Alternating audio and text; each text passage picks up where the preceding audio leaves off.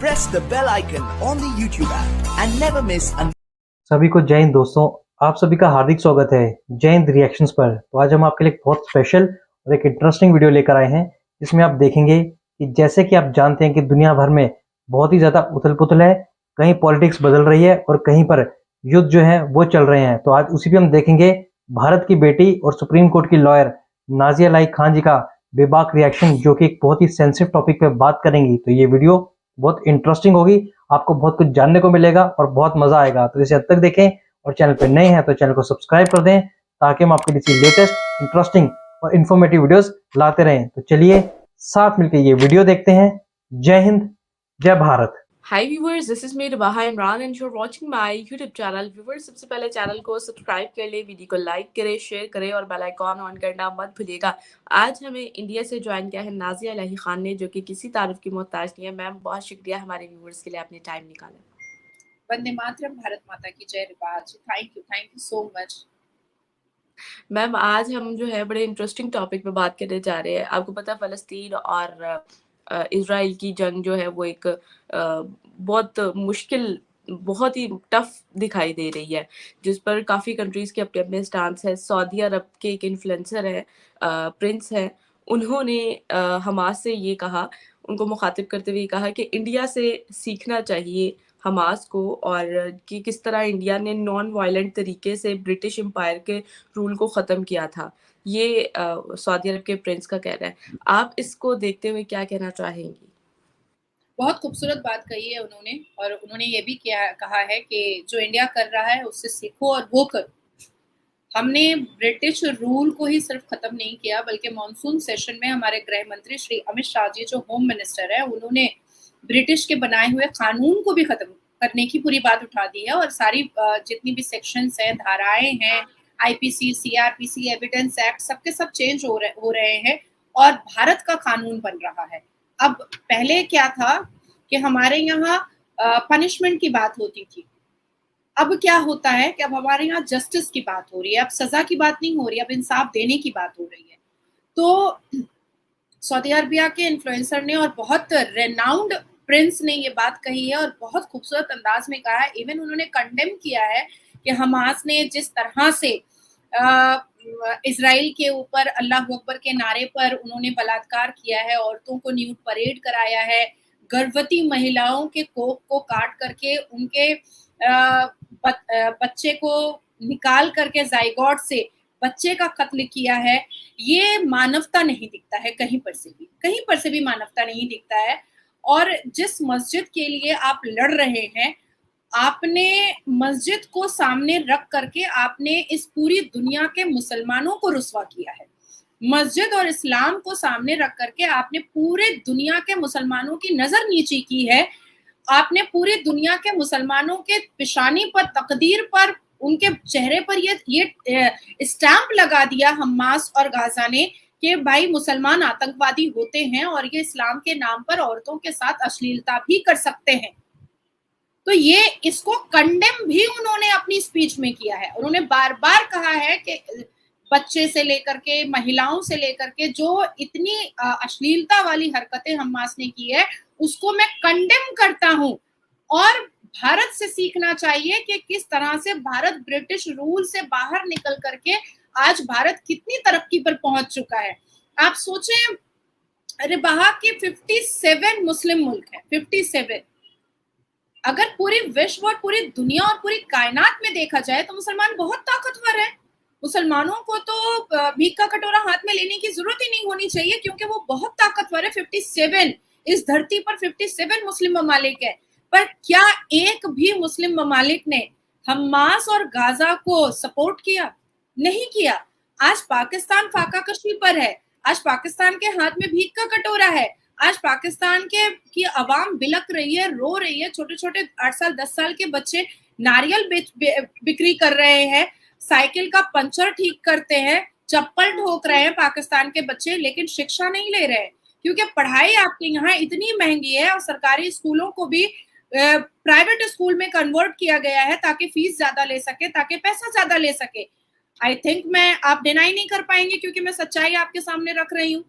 तो आज इस दूर दशा पर आ जाने के बावजूद भी पाकिस्तान की मदद करने के लिए कोई नहीं सामने आ रहा है, बल्कि कुछ ही दिन पहले सऊदी अरबिया ने यहाँ तक कह दिया कि भाई अपने भिखमंगों को जो तुम टूरिज्म वीजा पर भेजते हो उसको वापस बुलाओ। हमारा जेल भर गया है और ये पॉकेटमारी करते हैं, ये मक्का मदीना के अंदर एंटर करके पॉकेटमारी करते हैं, चेन खींचते हैं और चोरी चमारी करते हैं। दुबई की पुलिस ने चिल्ला चिल्ला कर कहा कि दुबई आने के बाद सबसे ज्यादा पाकिस्तान जो है वो वायलेंस फैलाते हैं, पाकिस्तानी, चिल्ला चिल्ला करके मन सजा करके दुबई की पुलिस ने कहा। तो आज देखिए कहीं ना कहीं 57 मुस्लिम ममालिक पाकिस्तान से भी अपना मुंह मोड़ चुकी है और हमास और गाजा की अश्लीलता और आतंकवादी हरकतों से भी अपना मुंह मोड़ चुकी है, क्योंकि ये दुनिया, ये पूरे विश्व, ये पूरे कायनात अब नहीं चाहता है कि हम वायलेंस की तरफ अपने स्टेप को आगे बढ़े या हम आतंकवाद की तरफ अपने स्टेप को आगे लेकर के जाए। आज हमारे भारत के प्रधानमंत्री उन्होंने जब पहली बार ओथ लिया था तो उन्होंने ये बात साफ लफ्जों में श्री नरेंद्र दामोदर दास मोदी जी ने कहा था कि हम टेररिज्म और टेररिस्ट ऑर्गेनाइजेशन को हम किसी भी हाल में हम एक्सेप्ट नहीं कर सकते हैं, बिल्कुल एक्सेप्ट नहीं कर सकते हैं। जब यूएन को फोन करके फिलिस्तीन के प्रेसिडेंट ने, मोहम्मद अब्बास ने जब भीख मांगा, जब उन्होंने हाथ जोड़ा, जब उन्होंने कहा कि इजराइल को कहिए अब स्टॉप करने के लिए, तब श्री नरेंद्र दामोदर दास मोदी जी पहले व्यक्ति थे जिन्होंने फोन करके मोहम्मद अब्बास फिलिस्तीन के प्रेसिडेंट से बात किया और उन्होंने कहा कि बैकफुट करो, अगर तुम फंडिंग कर रहे हो हमास और गाजा को तो तुम वो पहले बंद करो, मेरी मानवता पीछे नहीं हटेगी। हमारे भारत के प्रधानमंत्री, मैंने आपके साथ वो वीडियो शेयर भी किए हैं, आप जरूर चलाइएगा, जरूर दिखाइएगा कि किस तरह से टन टन टन खाना, फर्स्ट एड और सारी सुविधाओं का सामान फिलिस्तीन पहुंच रहा है, बिल्कुल पहुंच रहा है। और भारत के प्रधानमंत्री ने साफ लफ्जों में कहा है कि भाई हमारा जो रिलेशन फिलिस्तीन के साथ है मानवता का, वो मानवता से हम पीछे नहीं हटेंगे। डॉक्टर एस जयशंकर ने अपनी मीटिंग में खड़े होकर के कहा है कि जो आज इतनी चर्चा पर चल रहे हैं, पूरे भारत के जो मुसलमान हैं वो निकल चुके हैं कि भाई ये हिंदू राष्ट्र बनाने की कोशिश कर रहे हैं। अगर हिंदू राष्ट्र बनाने की कोशिश की जा रही है तो इसमें बुरा क्या है? इसमें बुरा तो कुछ भी नहीं है। 82.7% इस भारत में हिंदू रहते हैं और इस्लाम के और धर्म के आधार पर तो पाकिस्तान बना था ना मुसलमानों के लिए, फिर बांग्लादेश बना मुसलमानों के लिए। तो आप अगर यहाँ रह करके, भारत में रह करके अगर संविधान को सर्वोप्रिय और सर्वप्रथम नहीं रखेंगे, आप अगर भारत के संस्कार और संस्कृति को सर्वोप्रिय और सर्वप्रथम नहीं रखेंगे तो फिर आप तो भारतीय कहलाने के काबिल ही नहीं है। डॉक्टर एस जयशंकर ने अपनी स्पीच में बजाते कहा कि फिलिस्तीन को जो रेफ्यूजी कैंप का एड जा रहा है वो जाता रहेगा। On the Gaza issue and the Palestine issue, because some other members also raised it, we are very clear on Palestine. We support, sir, a two-state solution. We want a two-state solution with the two states living peacefully side by side. Some of the members suggested somewhere that our support or empathy for the Palestinians had changed. In fact, our financial support for the Palestinian Refugee Welfare Agency has gone up in the tenure of this government. I hope that honorable members would appreciate that. वो news भी मैंने आपके साथ share की है कि वो जाता रहेगा, वो कहीं से नहीं रुकेगा। तो मुझे ऐसा लगता है कि देखिए जितने भी मतलब भारत के हमारे गृह मंत्री हैं, प्रधानमंत्री हैं, फॉरेन मिनिस्टर हैं, स्पोर्ट्स मिनिस्टर हैं, माइनॉरिटी मिनिस्टर हैं, फाइनेंस मिनिस्टर हैं, सबने ये बात बहुत खूबसूरत तरीके से क्लियर कर दिया है रिबाहा कि हम मुसलमान के या इस्लाम के खिलाफ नहीं हैं, हम टेररिस्ट और टेररिज्म और टेररिस्ट ऑर्गेनाइजेशन के खिलाफ है। और मुझे लगता है कि अब वक्त आ चुका है कि टेररिज्म को पर्सनल लेना चाहिए। हर देश को खड़े होकर के कहना चाहिए, हर देश के नागरिक को एक आवाज में कहना चाहिए कि हम वायलेंस और टेररिस्ट एक्टिविटीज को एक्सेप्ट नहीं करेंगे। सही हो गया।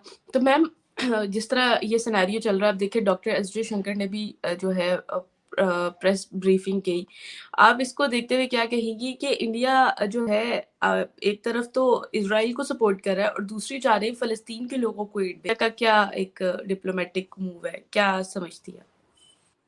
देखिए, मानवता भगवत गीता में सिखाया गया है और देश का प्रधानमंत्री एक ऐसा व्यक्ति है जो एक्चुअली में कट्टर हिंदू है। इसीलिए आज 82%, 82.7% हिंदुओं के भीड़ में सारे मुसलमान सुरक्षित हैं। क्या भारत में आपने कभी भी एक न्यूज सुना कि हमारे यहाँ मस्जिदों में बम लगा करके उस मस्जिद को तोड़ दिया गया है, या किसी इमामबाड़े को बम लगा करके इमामबाड़ा फोड़ दिया गया है, या किसी मदरसे को बम लगा करके पूरा मदरसा खत्म कर दिया गया है?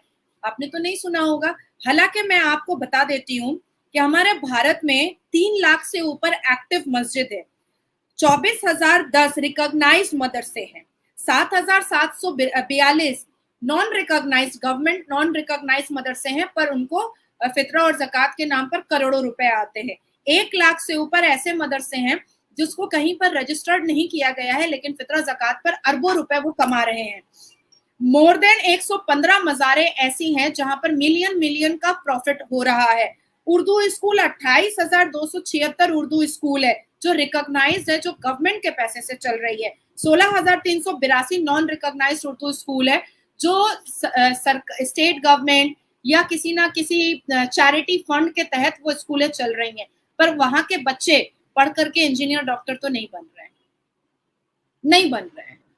आज यही भारत के लोगों से जो आज फिलिस्तीन और हमास के कॉन्फ्लिक्ट पर और वॉर पर और अश्लीलता और बलात्कार की हरकतों पर आस लगा करके कभी असदुद्दीन अवैसी चिल्लाते हैं, तो कभी पठान कोई आकर के चिल्ला देता है, तो कभी कोई और मुसलमान रैली निकाल देता है अलीगढ़ मुस्लिम यूनिवर्सिटी से। तो मैं पूछना चाहती हूँ कि जब कश्मीर में 370 हटने से पहले जब हिंदू पंडितों के साथ अश्लीलता की हरकतों को पार किया जा रहा था, जब हिंदू पंडितों की बहु बेटियों का बलात्कार किया जा रहा था, लश्कर तैयबा और मुसलमानों के हाथ हिंदू पंडितों की बेटियां कश्मीर में बेआबरू हो रही थी, बेइज्जत हो रही थी, और हिंदू पंडितों को उनकी ही सरजमीन से, उनके ही अधिकार से वंचित करके उनको भगा दिया गया, मारपीट करके, उनको बेइज्जत करके, उनकी छोटे 6 साल की बच्चियों का बलात्कार करके, तो ये सारे मुसलमान चुप हो जाते हैं,